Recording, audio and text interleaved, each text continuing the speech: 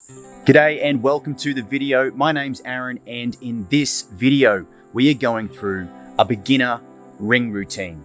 Let's go.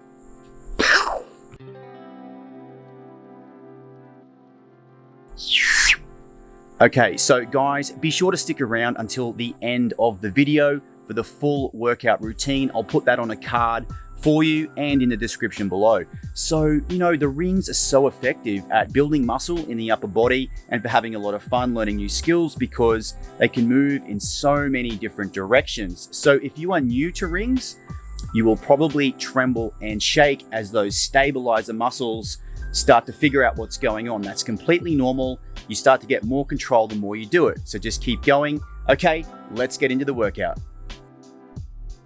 The passive hang. One set for 60 seconds. The idea here is to just hang and let the shoulders stretch. You can use your feet as support as needed, or if you're comfortable, take the feet away and just hang. The goal here is to build up to one set of 60 seconds.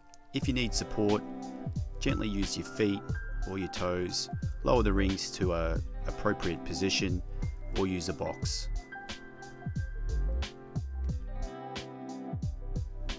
Rest 1 to 2 minutes between sets, then passive to active hang. Here we're using the passive hang position and we're moving into the active hang position for 10 reps. We do this by activating the scapular muscles in behind the shoulder blades and our lats and preparing the back muscles for the work ahead. Do 10 of these, and again, if you need assistance, use the feet on the ground or on a box.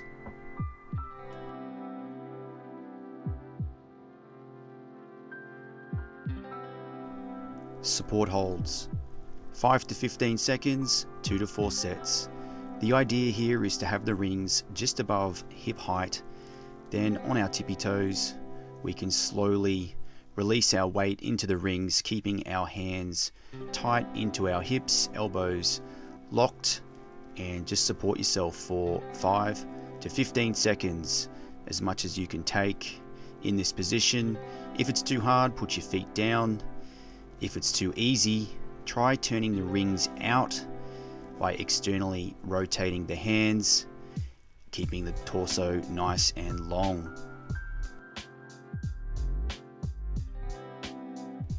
Rows. 10 reps, 2 to 4 sets. This bent-legged variation is the easier of the rowing variations. Notice how I rotate my hands slightly, attempting to get the thumbs to the chest. If you can touch the nipples, then you're doing well. Really squeeze and activate those muscles between the shoulder blades and keep as much control as you can throughout the movement. You can pull harder on the way up, but then lower slowly down. If you're finding that position too difficult, take a few steps backwards and you'll find the row gets much easier. We're aiming for 6 to 10 reps of quality movement, nice and controlled. If you're finding that position a little too easy and you're getting 10 reps fairly easily, then you can try this straight-legged variation, which makes the movement even harder. Again, if this is too difficult, you can try adjusting the ring position backwards slightly and it will get a little easier. Quality reps here, squeezing those muscles between the shoulder blades.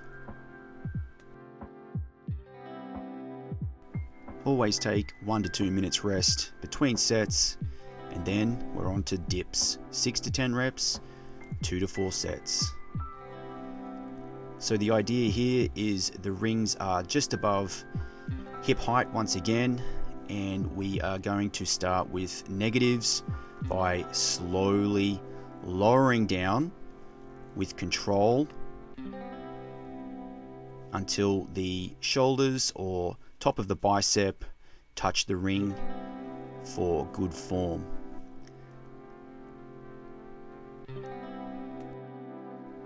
Now, if you're new to this movement, you may tremble and shake. That's completely normal.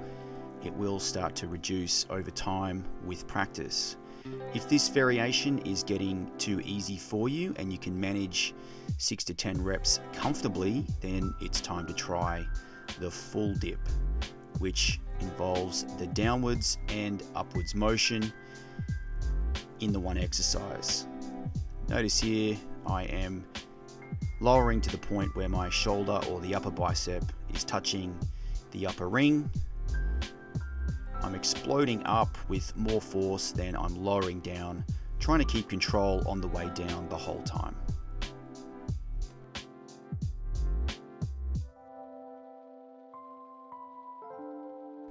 Chin-ups, 6 to 10 reps, 2 to 4 sets.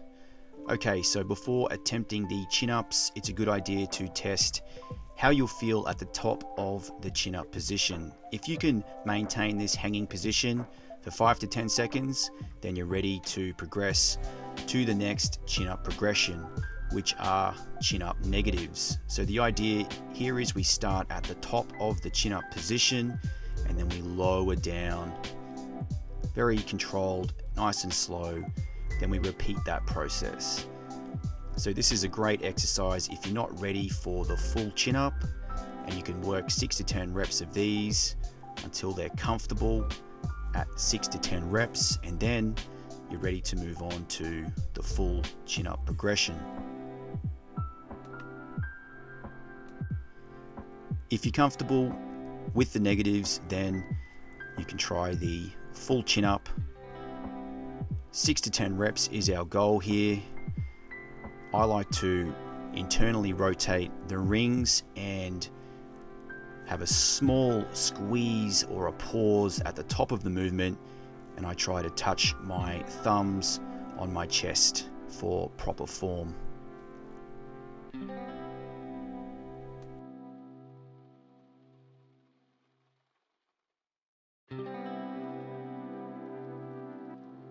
Push-ups, 6 to 10 reps, 2 to 4 sets. This is a classic exercise made far more difficult on the rings due to the instability.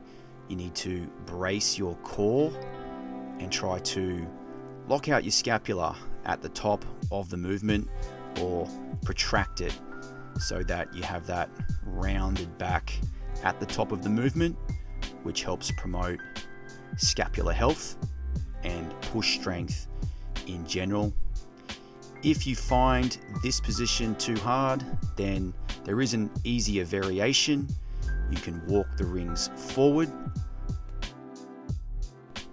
until you find a position that you can achieve 6 to 10 reps where it's challenging but not impossible. And if this position is still too hard, you can walk it even further forward until you find a comfortable position.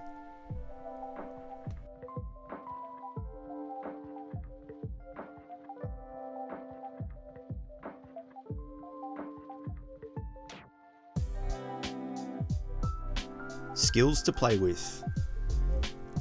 When kids jump on the rings, this is what they always do. They like to flip over backwards for some reason, but it's a very natural thing to do, so we should do it too as adults.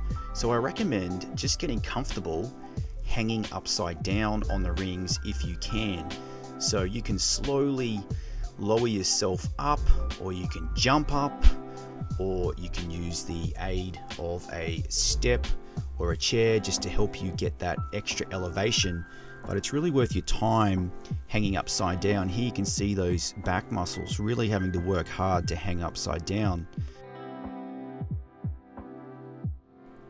Start slow with this, but as you progress and play with the movement, see if you can get a full rotation all the way through, and then just gently let yourself down.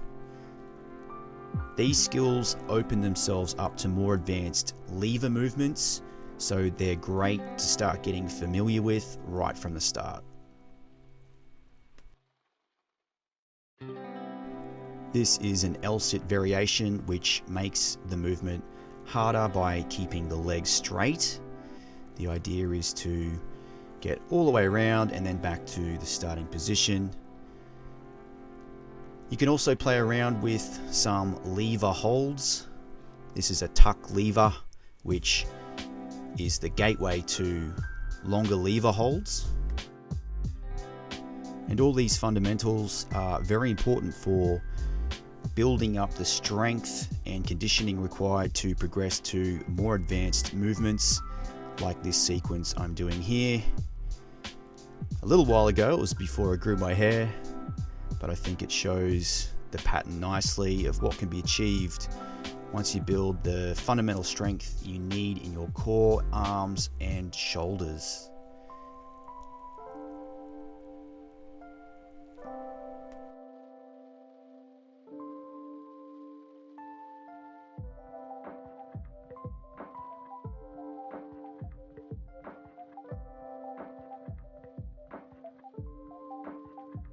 Okay guys, well that's it, the beginner routine. Thanks for checking it out. Please give this video a thumbs up if you got something out of it, and please subscribe or check out some of my other videos on this channel. See you in the next video.